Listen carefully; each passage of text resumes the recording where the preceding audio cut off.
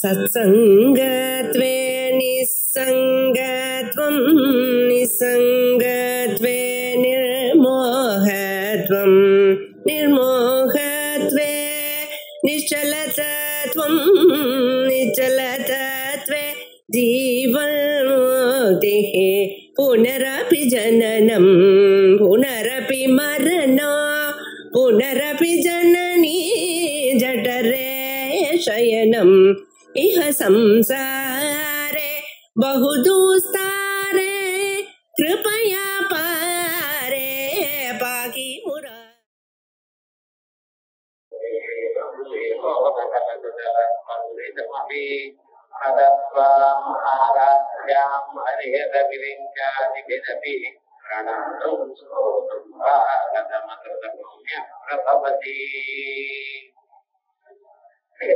ततिल्लेखादन्वीं तपन शशि वैश्वानरमयीं निषण्णां षण्णामभ्युपरिकमलानां तव कलां महात्माटव्यां मृतिकमलमायेन मनसा महान्तः पश्यन्तो ददति परमानन्दलहरीम् 24வது ஸ்லோகம். ஆத்மஸ்வரூபத்தை ஆனந்த வடிவாக உபனிஷத்துகள் சொல்றது.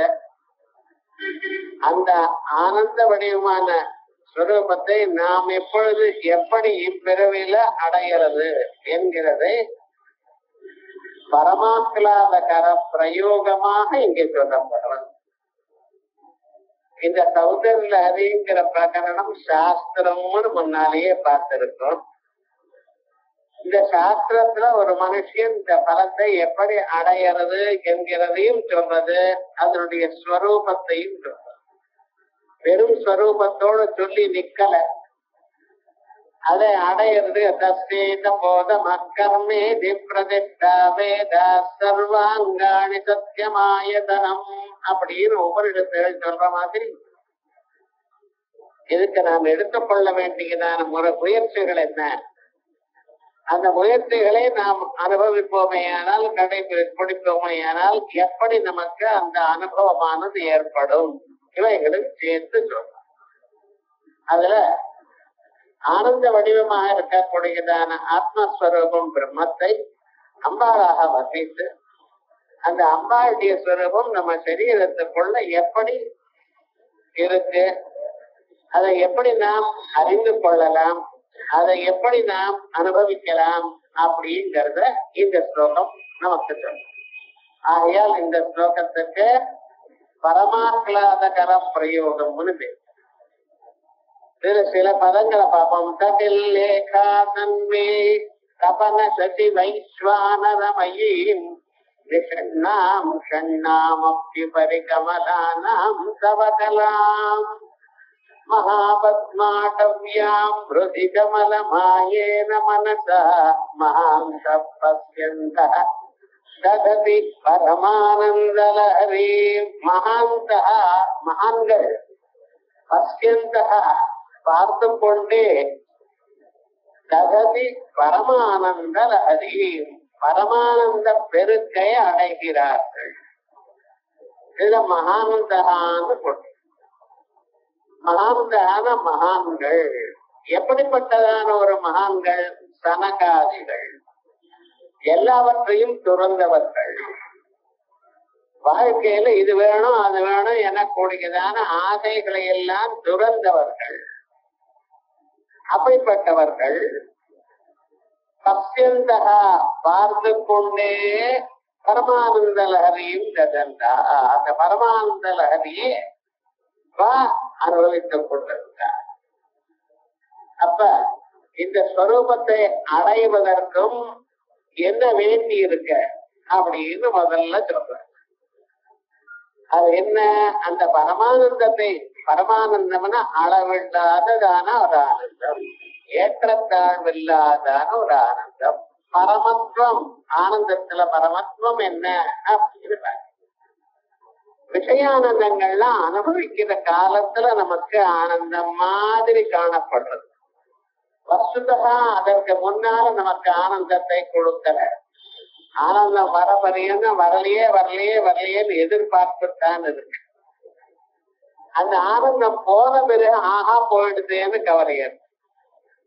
ஆனந்தத்தை நாம் அனுபவிக்கிற காலத்திலையும் இது டெம்பரரியா இருக்கேன்னு கவலையத்தான் இருக்கு. இந்த வைஷயிக ஆனந்தம் ஒரு ஆனந்தமாகவே இல்லை. அதோட மட்டுமில்லை, இந்த ஆனந்தத்தை அனுபவிக்கிறதுக்கு நமக்கு மற்றதெல்லாம் தேவைப்படுது. காசு, சரீர சுவாஸ்தியம் இவைகள்லாம் இருக்கணும். மனசு நல்லா இல்ல, ஒரு மாதிரி இருக்குன்னா அன்னைக்கு எதை கொடுத்தாலும் உடம்பு போறாது, சந்தோஷம் இருக்காது. அப்ப என்ன, சரீரம் சௌக்கியமா இருக்கணும், மனசு சௌக்கியமா இருக்கணும், சந்தர்ப்பங்கள் சௌக்கியமா இருக்கணும், விஷயங்கள்லாம் நமக்கு அனுகூலமா இருக்கணும். அப்பதான் ஓரளவுக்கு நமக்கு ஆனந்தம்ங்கிறத அனுபவிக்க முடியுது. அந்த ஆனந்தமும் நிஜமாக பார்த்தால் ஆனந்தமே இல்லை. அப்ப நிஜமான ஆனந்தம் என்ன, நிம்மதி, பரிபூர்ண ஒரு ஆனந்தம், அளவிட முடியாத ஒரு ஆனந்தம். அதான் பரமானந்தம், ஆத்மஸ்வரூபம், விஞ்ஞானம், ஆனந்தம், பிரம்மாங்கிற ஆனந்த ஸ்வரூபம். அந்த ஒரு ஆனந்தத்தை நாம் மகான்கள் அனுபவிக்கிறார். அந்த மகான்கள் அனுபவிக்கிறாளே, அதை எதனால் அமிர்தித மலமாயேன மனசா, மனசனால்தான் அனுபவிக்க முடியும், புலன்கள்னால அனுபவிக்க முடியாத இந்த ஆனந்தம். புலன்களானது அது கிட்ட போகாது, மனசே அது கிட்ட போறதுக்கு ட்ரை பண்றது நிறைய தடவை திரும்பி வந்துடுது.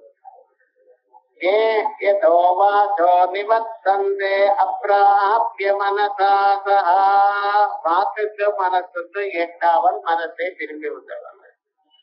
அந்த ஆத்மஸ்வரூபம் இன்னது என்று மனசாலையும் நினைக்க முடியவில்லை.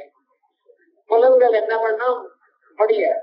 என் மனசா நமனுதே ஏனாகொர் மனோமதம் ததேவ பிரம்மத்வம் வித்தே வேதம் எதிதமுபாசதே அப்படின்னு உபரிடத்துகள்ல மனசுனாலேயே அதை அடைய முடியாது என்கிறது.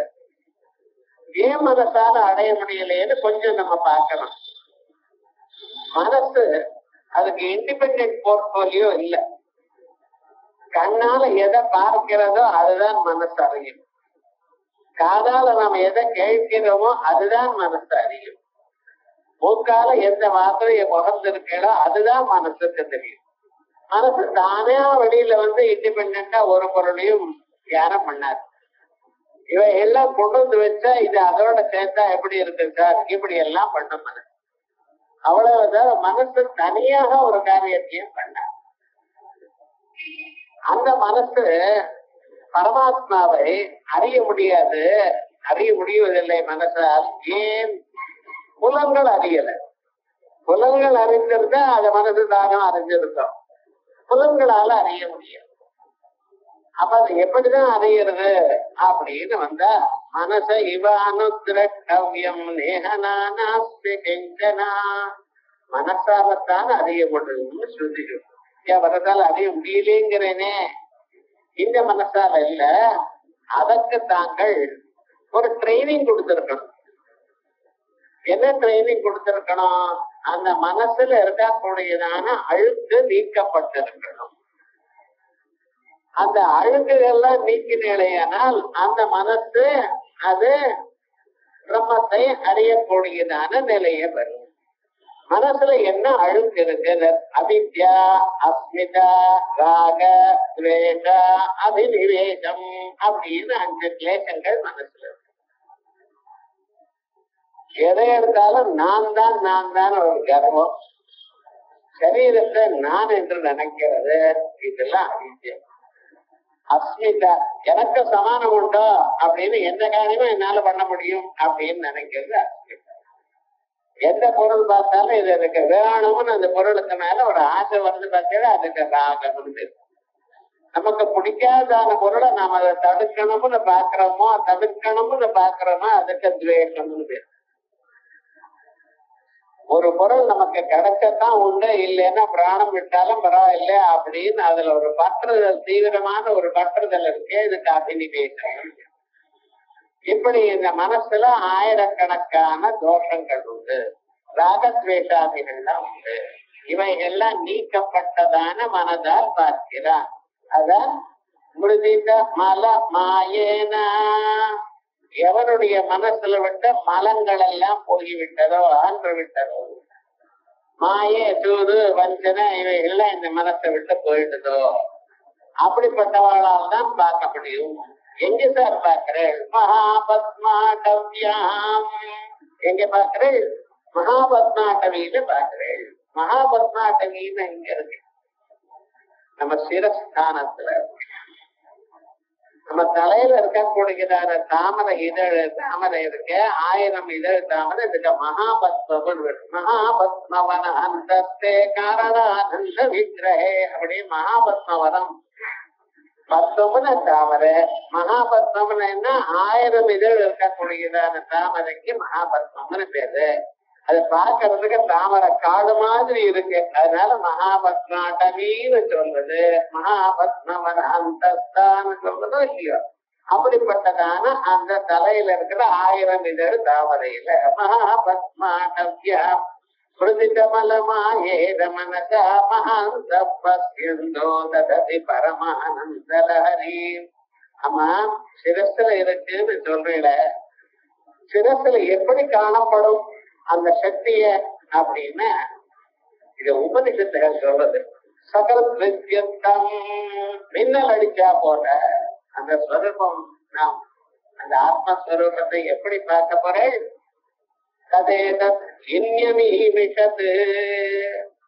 இந்த கண்ணு கொட்டுறா போல அல்லது மின்னல் அடிச்சா போல, அதனால்தான் அப்படின்னா பார்க்க முடியும். அந்த ஸ்வரூபத்தை, தெய்வ ஸ்வரூபத்தை நேரா எதிர்க்க பார்க்கறது இல்லை. அனுபவம் அப்படி இல்லை. பக்தியினால ஒரு பரம்பொருளை தியானம் பண்ணினேடையானால் அந்த பக்தியினால உருவம் கொண்டு முன்னால வந்து நிக்கலாம். அது பக்தாவுக்கு அப்படி நின்று இருக்கு. துருவசுவாமி போல மகான்களுக்கெல்லாம் பகவான் எதிர்க்க பிரத்யட்சமா இருக்கார். ஆனா அந்த பிரத்யட்சம் சகுண சாட்சாத்காரம். இங்க சொல்லக்கூடியது நிர்குண அனுபவம். வேதாந்தங்களை நாம் புரிந்து கொண்டு நிதித்தியாசனம் பண்ணும் பொழுது ஏற்படக்கூடியதான ஒரு அனுபவம். இந்த அனுபவமானது எப்படி உபநிடத்தை எல்லாம் சொல்றது? சகல நித்தியம். ஒரு மின்னல் அடிச்சா போல அடிக்கும், ஒரு பிளாக் அவ்வளவுதான்.